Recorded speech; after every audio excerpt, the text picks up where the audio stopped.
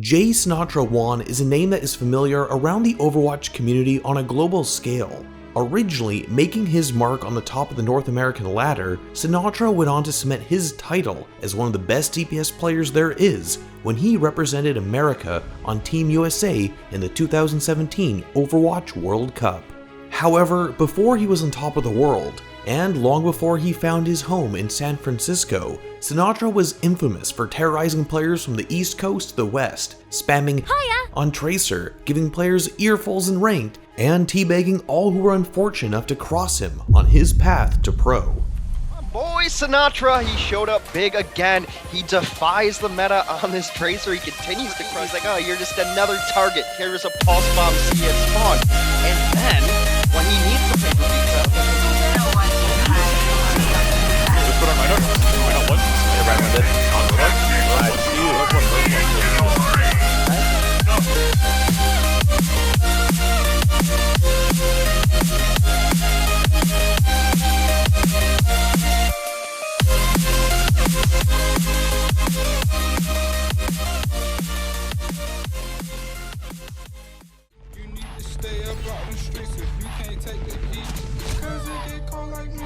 What? That kid's actually wall hacking. Actually reported him for you. Born on March 18th of 2000, or as some believe, he descended from his mothership far beyond the sky, Sinatraa was more or less raised by the internet. The moment Sinatraa logged into Overwatch, the game would be changed forever, as the nightmares brought by him and his hit scan capabilities shook the entire ladder from day one. Peaking at a skill rating of 84 in the first season of competitive play, Sinatraa continued to top the ladders without fail every season after, never falling below 4600, and peaking as high as 4873 in Season 3, earning him the sole place of number 1 at the top of the competitive rankings. Doing it again in Season 8 with an SR of 4676. I actually got 4 kills and we still lost. Sinatraa's skills are the first thing you would notice about him, the second being his vocal personality. No, that doesn't mean Sinatraa was a vibrant and commanding shot caller. In fact, he was quite quiet on the ladder, but when he did find the need to speak, it wasn't always nice. I really suggest all one of you idiots to uninstall. Like, as soon as possible.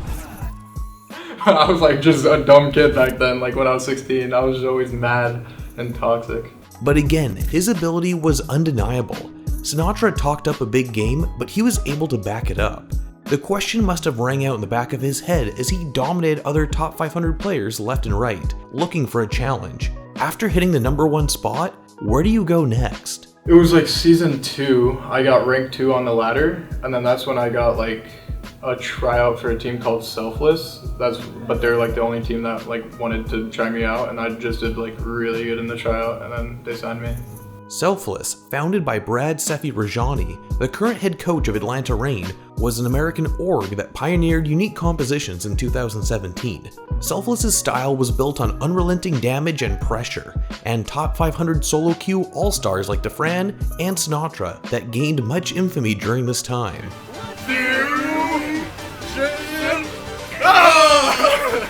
Being no strangers to facing those who've already built up notoriety and a reputation, Sinatraa was fearless in facing anyone he was met with. Sinatraa earned his place amongst the early masters of the game through his raw mechanical mastery, unyielding aggression, and persistence to keep the enemy down and demoralized. Sinatraa's style was characterized by his flair for spawn camping, voice line spamming, and this teenage mogul was someone you either hated that you loved or loved to hate. Although Sinatraa and Selfless never won a major during their time together, they made their point. The players on this team demanded respect all across America. It wasn't until the 2017 Overwatch World Cup that Sinatraa stood up on the big stage for the first time. Team USA were able to walk through all of the qualifiers with little trouble, making quick and clean work of every opponent on their path, except for one. Sinatraa and the rest of Team USA could not paint the kill feed with enough red, white, and blue to pull out a victory against the ridiculously dominant South Korea. But their overall performance was still praiseworthy. South Korea would then go on to defeat Team Canada and ultimately emerge the 2017 World Champions. and with that, the western world of Overwatch fell. I didn't expect Saviovi to be really like that good, but he was like really insane, and I just like went in like a meathead, like just holding W, and then just kept dying. So yeah, props to Saviovi because he's nasty. This tournament taught Sinatraa some hard lessons, realizing for perhaps the first time that mechanics and individual play could only take you so far. Playing against Saviovi's Tracer, backed with the fantastic support and resources of the rest of Team South Korea, really made a drastic difference. Coordination and teamwork were what determined the victors, and this was a lesson that Sinatraa would need to learn from quickly, because his next stop was the Overwatch League. Trying to hunt down Architect right now. His space, the EMP comes in, but Shock also has that sound barrier as well. Agility is batted out of the air as he tries to use the barrage, and Shock actually coming up big in this fight. They are going to recap the point. Yep, comes combined where they... Today, Sinatraa is still playing for the San Francisco Shock, but his Season 1 debut was received with a lukewarm response. After getting his first taste against strong international competition in the Overwatch World Cup, Sinatraa was looking to prove he is more than just a solo queue superstar, and that he could be part of the best team in the league. On September 28, 2017, Sinatraa was finally announced to be playing DPS for the San Francisco Shock. But still, as a 17-year-old, Sinatraa would have to wait a few more months before his 18th birthday before he could take to the stage and truly begin living out his dream. In his reveal, news managed to slip out as to the details of his contract salary with the Shock. The world learned that Sinatraa was making a minimum $150,000 USD a year, 3 times the league's minimum contract salary.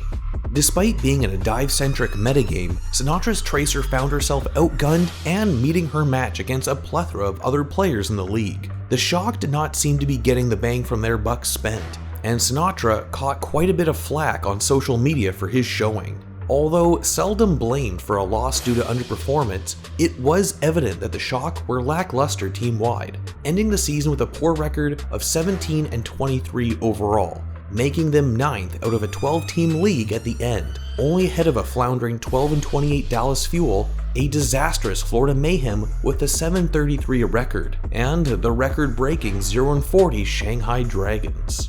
On paper, many teams thought the Shock had the initial talent necessary to win, but as the talent in the league expanded and teams grew with continued experience and time to build synergy, Sinatraa and the Shock undoubtedly lagged behind the rest of the league.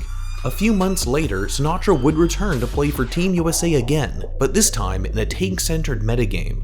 Sinatraa would now be starting to play Zarya as his primary hero for the time being, and although Team USA made it out of qualifiers, they would be snuffed out in a surprising upset against Team UK.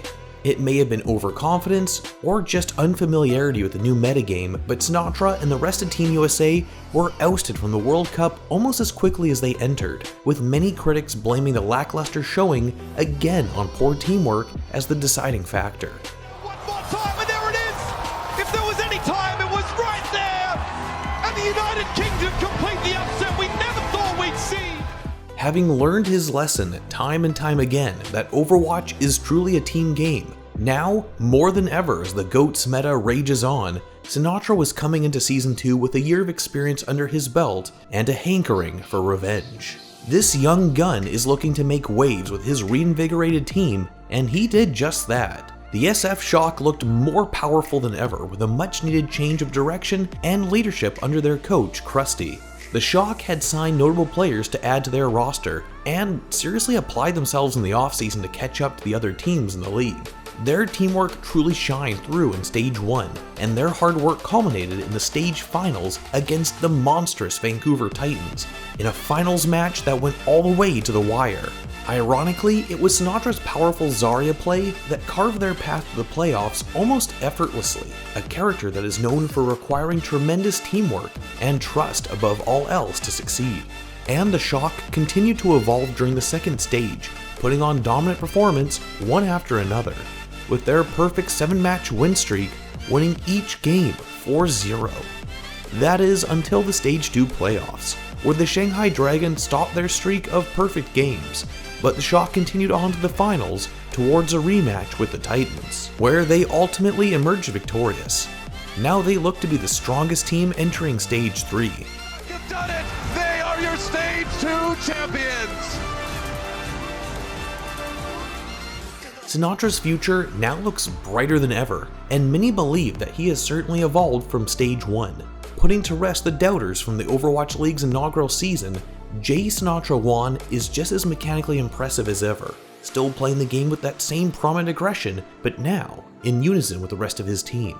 As the second season of the Overwatch League continues, Sinatraa continues to shock the world. The only question is, how far will he go now?